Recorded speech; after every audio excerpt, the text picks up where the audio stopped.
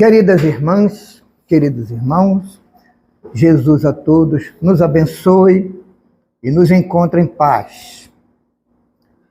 Antes de falarmos sobre o tema da noite, vamos fazer uma consideração sobre essa afirmativa de Jesus em Lucas. Se não podeis ainda cuidar e resolver as coisas mínimas, como quereis conhecer e usufruir das coisas celestes? No Espiritismo, às vezes ainda nem fizemos o este e já queremos debater estudos aprofundados. No cristianismo, a pessoa ainda nem conseguiu compreender as 7 bem-aventuranças, mas já querem saber tudo sobre o Apocalipse.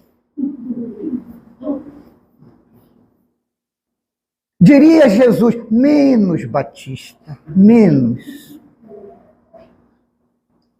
Vamos cuidando da nossa humildade, da simplicidade, do trato melhor com os outros, da compreensão, da tolerância. Vamos aumentando a nossa fé. E então, tudo mais irá se aproximando de nós para ser aproveitado de acordo com o nosso andamento. Por isso que se diz no Espiritismo que a evolução não dá saltos. Mas nós somos apressadinhos. Queremos, em pouco tempo, nos transformar, depois de dezenas de milênios, enrolando, em uma existência de 60, 70 anos, queremos nos tornar puros, esquecendo da letra da música. Um dia, se está um pouquinho longe, um dia todos nós seremos anjos. Mas Jesus já é arcanjo há milhares de séculos. Antes que a Terra se formasse, ele já era arcanjo. Está na Revista Espírita de março de 1862, numa crônica, um artigo de Lacordaire, um grande filósofo, que colaborou na revelação espírita. E ele diz que os arcanjos só fazem uma coisa, a vontade de Deus. All the time, que vocês compreendem logo. O tempo todo, 24 horas por dia. Ele já era. Aí Deus viu que ele era 100% e o convidou para formar um novo planeta, porque Deus já estava reunindo uma nova humanidade. E o coitadinho aceitou. Ele nem sabia que ia existir brasileiro, mas o coitado aceitou. E agora nós temos que colaborar com ele um pouquinho, gente. A Caminho da Luz, de Emmanuel, diz que ele levou 1000 anos referentes ao nosso calendário da Terra, o equivalente a 1000 anos, reduzindo a sua vibração natural, para conseguir encaixar num perispírito daqui do nosso organismo terreno. Veio aqui, nos amou, revelou a vontade do Pai, exemplificou para mostrar como é. E o muito obrigado que nós demos para ele foi uma cruz. Mas antes, aplicamos 39 chibatadas. E cravamos a sua cabeça com uma coroa de espinhos. E demos uma cruz para ele carregar subindo uma ladeira para o Monte da Caveira, que era o apelido. O nome do monte era Gólgota. Apelido Monte da Caveira. E então nós queremos que ele venha, resolva todos os nossos problemas, que nós que criamos, e nos leve para o céu, sem nenhum custo adicional, gente. Isso é impossível. É contra a razão, contra a lei. Que lei? A lei que ele revelou. Antes de Moisés e antes de Abraão, 2.500 anos antes de Jesus, havia espalhado no mundo dezenas e dezenas de legislações esparsas a respeito do que Deus quer conosco. Jesus mandou Moisés, Jesus não, Cristo chamou Moisés e enviou à terra. E o que Moisés fez? Reduziu a 10. Porque agora o pessoal vai decorar. 10 leis, não tem problema. Mas ninguém decorou coisa nenhuma. Continuou tudo como antes no quartel de Abrantes, que é um ditado da caserna. Tudo como Dante no quartel de Abrantes. Então, Jesus veio e, provocado por fariseus, doutores da lei, que lhe perguntaram: mestre, dize-nos, qual é o maior mandamento da lei? E ele sorriu e disse: amarás o Senhor teu Deus de todo o teu coração, com todas as tuas forças, de toda a tua inteligência. Mas há um outro segundo mandamento que é dependente deste: e amarás o teu próximo como a si mesmo. Que didática de Cristo! Ele pegou os 10 mandamentos de Moisés e transformou em 2. Agora todo mundo vai decorar. Amar a Deus sobre todas as coisas e amar o próximo como a si mesmo. Todo mundo sabe de cor. Mas houve um problema. As pessoas não sabem amar a si mesmas. Como é que vão conseguir amar o outro, que é diferente? Então Jesus reduziu para um mandamento, que é este que nós vamos ver hoje. Lá em João 13, versículo 34 e 35, ele diz assim: dou-vos um mandamento novo, que vos ameis uns aos outros, como eu vos tenho amado. Então, para driblar a dificuldade que a gente não se ama, e como é que vai amar o outro? Mas ele nos ama, nos amou e nos ama até hoje, de verdade. Então ele diz, vocês têm que amar a Deus e têm que amar o próximo como eu amo vocês. Que aí é certeza, não tem como errar. Mas nós fizemos ouvidos moucos. O que ele sabia. Então ele complementou com o tema da nossa palestra de hoje. É nisto que todos reconhecerão que vocês são meus discípulos, se vos amardes uns aos outros como eu vos tenho amado. Então já chegou a um só, não tem como reduzir mais. Mas nós continuamos amando pela metade. Recebemos de Deus, através dos espíritos planejadores, a concessão, uma bênção, de um novo mergulho na carne. Depois que, por obra, graça de Deus e do Espírito Santo, nós fomos resgatados lá da escuridão, numa região longínqua do espaço inferior. Sofremos, choramos a beça, mas um dia a gente realmente se arrependeu de verdade, oramos, igual o André Luiz fez. Ficou 8 anos reclamando de tudo, de tudo. Como é que pode? Eu sou um grande médico. Como é que vim parar aqui? Ele ainda ouvia vozes que diziam a ele, suicida. Ele disse, mas eu não me matei, que loucura é essa? Eu morri, continua vivo, não me matei. Ele reduziu alguns anos da sua programação de existência devido ao álcool. E os espíritos que o atormentavam ampliaram, chamando de suicida. É um suicídio indireto. Mas um dia ele chorou arrependido com sinceridade. E quando ele acabou de orar, pedindo ajuda, em lágrimas, lá no final do escuro, uma luzinha começou a ir se aproximando, crescendo, crescendo. Era a equipe de Clarencio, que o recolheu para a colônia Nosso Lar. Clarencio é um espírito que poucos conhecem. Mas eu vou contar uma coisa que aconteceu em Niterói, no Rio de Janeiro.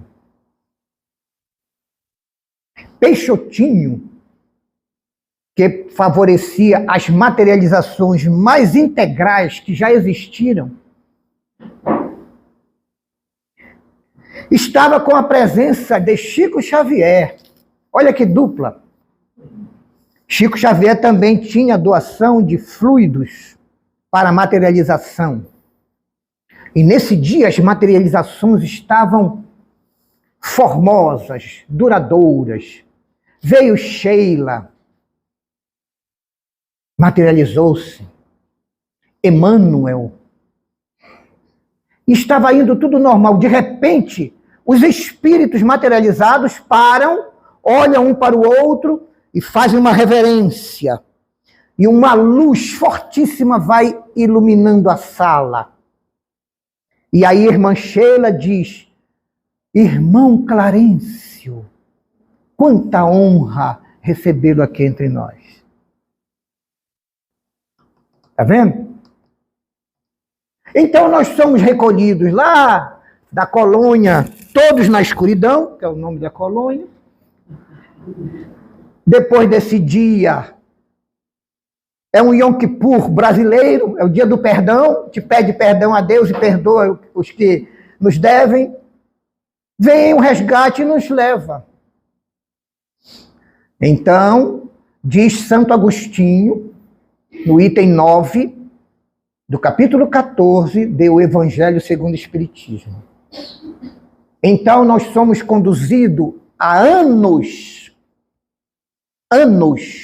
de reuniões. Todos nós passamos por isso. Anos de reuniões com o grupo que vai nos receber na próxima encadernação, aqui na Terra. É encadernação. Foi Benjamin Franklin.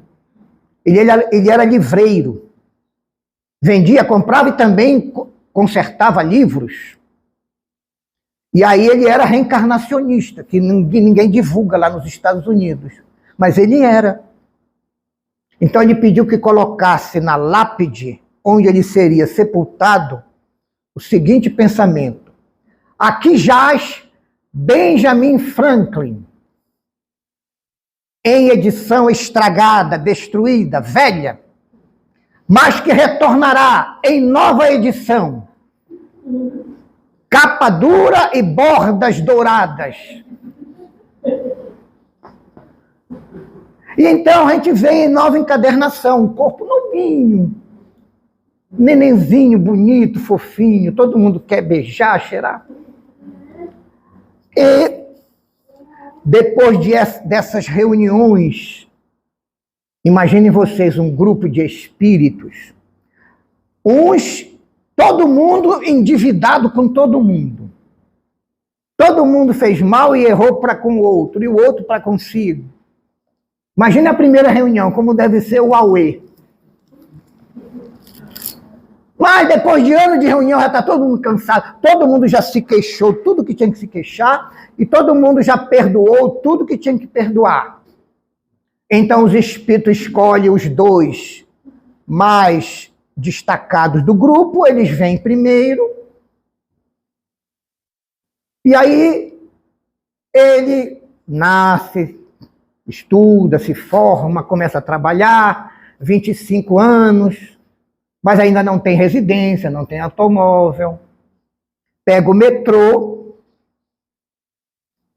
e fica um lugar vago do lado dele.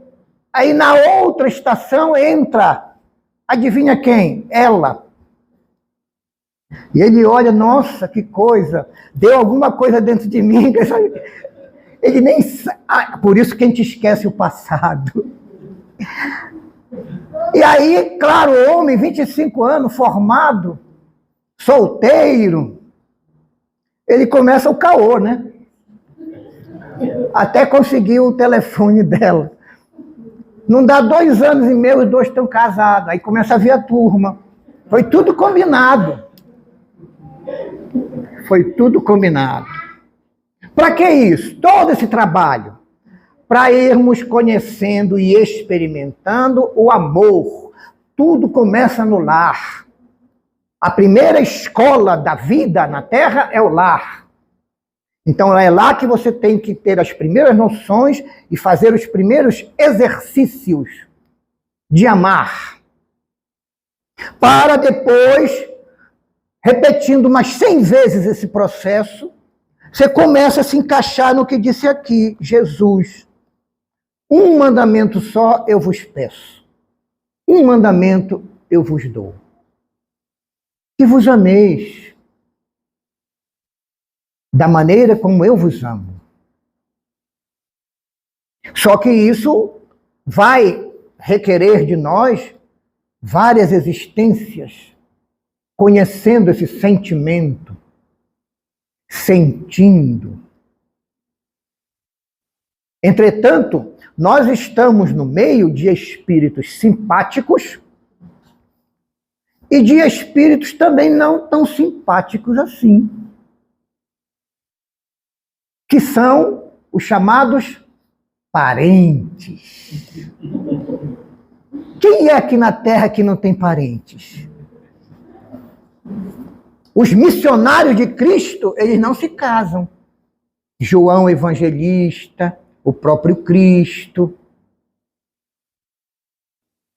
Paulo de Tarso, Teresa de Ávila. Por quê? Porque eles vão dedicar toda a existência a amar as pessoas. No Brasil, Francisco Cândido Xavier. Ele queria tanto ter uma família, ele olhava as pessoas que chegavam em grupo, mamãe, papai, filhos. Todos os dias vinha gente do Brasil inteiro, em grupos familiares. E ele olhava e disse, meu Deus, como eu queria ter uma família. Mas nunca se casou nem constituiu lar. Entretanto, as pessoas que o cercavam e as que o visitavam, ele as tratava como filhos.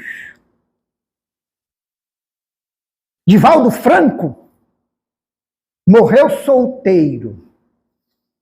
No entanto, teve 635 filhos. Que encaminhou na vida. Por amor. Então o amor quebra as barreiras da consanguinidade, da parentela.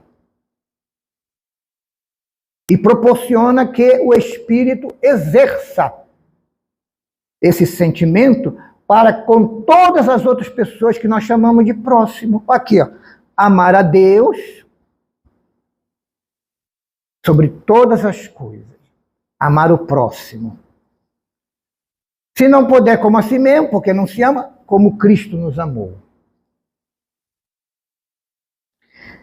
E para que sejamos considerados pela equipe de Cristo discípulos de Jesus, é preciso que nós atendamos a esse requisito de João 13:35. É nisto que vos reconhecerão que sois meus discípulos, se vos amardes uns aos outros como eu vos tenho amado. Cada existência permite que nos associemos emocionalmente, psicologicamente, sentimentalmente a outros espíritos com os mesmos objetivos, com os objetivos semelhantes aos nossos. São os espíritos simpáticos. Mas Deus quer que todos os seus filhos tenham oportunidade de despertar, conhecer, entender e evoluir com a sua lei.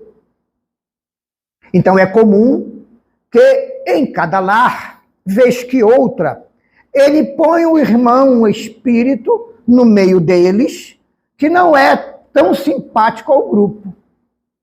Às vezes que nem faz parte daquele grupo.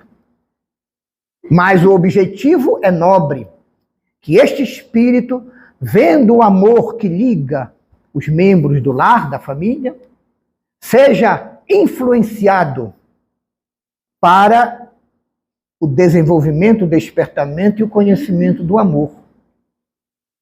Daí, a psicologia, as ciências humanas não conseguem entender quando gêmeos, às vezes univitelinos, são tão diferentes. Um é tão bonzinho, parece um anjo. O outro sai de perto. O espírita sabe que este está recebendo um estágio em um lar equilibrado para poder diminuir a sua culpa, o grau de culpa de sua consciência. Então, na família, nós começamos, desde novinhos, a conhecer, a experimentar e a viver alguns momentos de amor, o amor familiar, que está baseado no respeito, na educação, na gentileza, na bondade, no auxílio mútuo, na renúncia de alguns em favor de outros. E aí o espírito vai experimentando aprendizados. Porque ler e estudar é muito fácil. Pega o livro, ou então abre a internet, os portais, e lê. Mas o que nos forma o caráter é a experiência. E a experiência, para virar aprendizado, precisa que nós tenhamos um posicionamento específico de observação, de curiosidade, de interesse, de reflexão, para podermos subtrair daquele fato, ou daquele encontro, ou daquele desencontro, ou daquela desilusão, algo positivo que proporcione o aprendizado para o nosso ser. Então isso só vem pela bênção da reencarnação. O André Luiz, quando entrou pela primeira vez no nosso lar, era totalmente necessitado. Quando ele fez o último curso e se tornou cidadão de nosso lar, ele já tinha um cabedal imenso de conhecimento e de experiência. Mas está faltando alguma coisa para o André Luiz, que o Emmanuel já conseguiu. Porque diz a doutrina, diz o movimento espírita, que o Emmanuel já reencarnou no ano 2000. Está faltando o André Luiz. Por quê? Porque na existência é que ele vai exercitar tudo aquilo que espiritualmente, na erraticidade, ele aprendeu. Então é como se fosse aqui a escola com as provas, para ver o que aprendemos do curso teórico que fizemos como espírito. Emmanuel também, comentando esse versículo de Jesus, aqui no livro Fonte Viva, item número 63, intitulado Diferenças. Ele vai colocar 4 classes de espíritos, de grupos de espíritos, que estão tentando se encaixar no seguinte versículo de Jesus, em João: nisto todos conhecerão que sois meus discípulos, se vos amardes uns aos outros como eu vos tenho amado. Diz ele, nas variadas escolas do cristianismo, o espiritismo é uma das escolas, vemos milhares de pessoas que, de alguma sorte, ligam-se ao Mestre e Senhor. Quase todo cristão e todo espírita tem essa admiração, essa apreciação maravilhosa a respeito de Jesus. Porque a nossa doutrina tem por base moral a doutrina de Jesus. E o Livro dos Espíritos, que é a obra básica de todas as outras obras básicas, o Livro dos Médiuns comenta o ensino do Livro dos Espíritos referente ao intercâmbio mediúnico, a potencialidade anímica, que é da alma, e mediúnica, que é de outra alma que me utiliza para mandar uma mensagem, uma comunicação. O Evangelho segundo o Espiritismo amplia e comenta os tópicos do Livro dos Espíritos referentes ao Evangelho de Jesus, ao Ato dos Apóstolos, às cartas de Paulo, aos livros do Novo Testamento. O Céu e o Inferno comenta e amplia a parte do Livro dos Espíritos que se refere à situação da alma do homem depois que morre o seu corpo. Para onde ele vai? Com quem ele vai se encontrar lá? Em que condições ele viverá? Feliz? Infeliz? O céu e o inferno. E a Gênese é curioso. A Gênese será um apanhado das 4 obras anteriores. Em A Gênese nós temos assunto do Livro dos Espíritos, do Livro dos Médiuns, do Céu e Inferno e do Evangelho segundo o Espiritismo. Será que isso é um plano, um sistema? É. Porque o Pentateuco de Kardec é muito semelhante ao Pentateuco de Moisés. Os 5 livros de Moisés têm esse mesmo esquema. O primeiro, que é a Gênesis, fala de tudo. O segundo vai começando a delimitar determinados temas do primeiro. O terceiro é a mesma coisa, o quarto é a mesma coisa, e o quinto, chamado Deuteronômio, que é uma palavra grega que significa segunda lei, ele é um resumão dos outros 4 primeiros. Gênesis, Êxodo, Levítico, o livro das leis dos sacerdotes, o livro religioso, Números e Deuteronômio. Então, se Cristo usou esse esquema com Moisés, usou com Allan Kardec na codificação espírita. Então, o Espiritismo separou uma pergunta especial só para Jesus. É a número 625. O grande segredo está na pergunta e não na resposta. Porque a pergunta diz assim: qual o ser mais perfeito que Deus tenha enviado aos homens para lhes servir de guia e de modelo?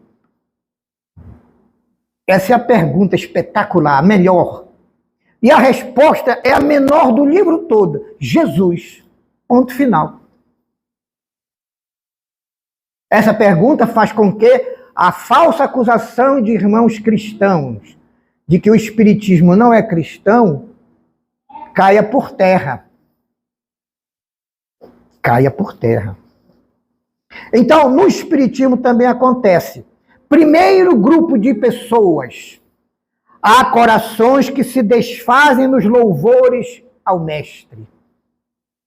Faz louvor, faz canto de louvor, está sempre homenageando, exaltando a intercessão divina nos acontecimentos em que se reconheceram favorecidos.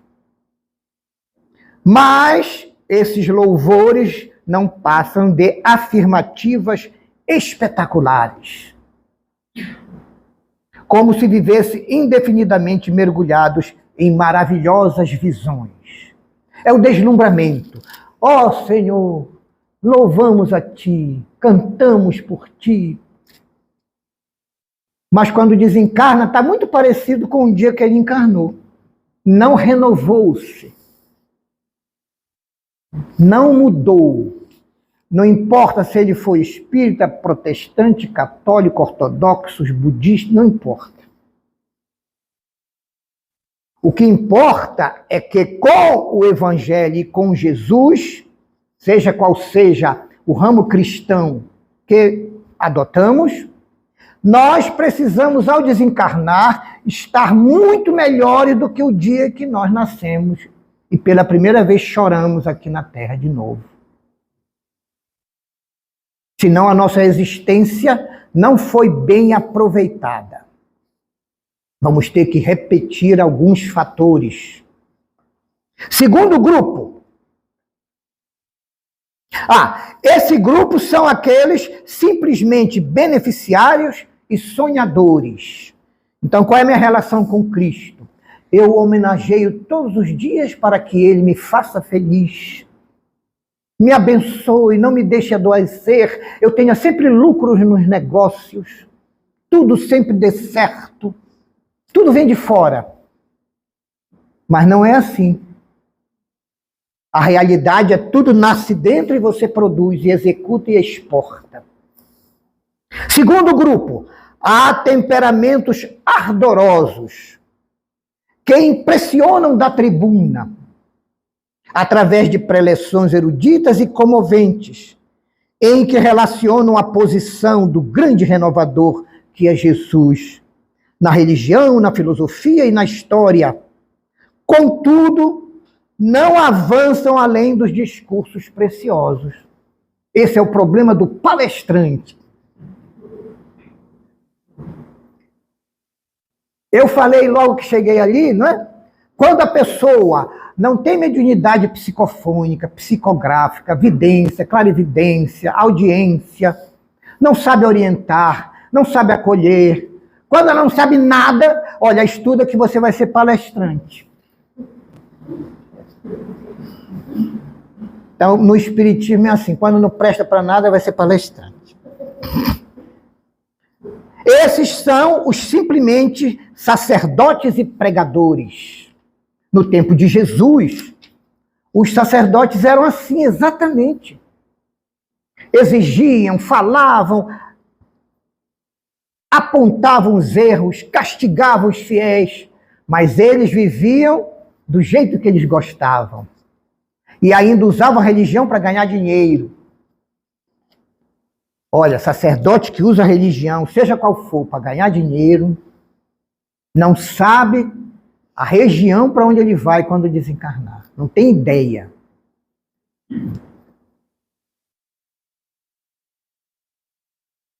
Grupo 3.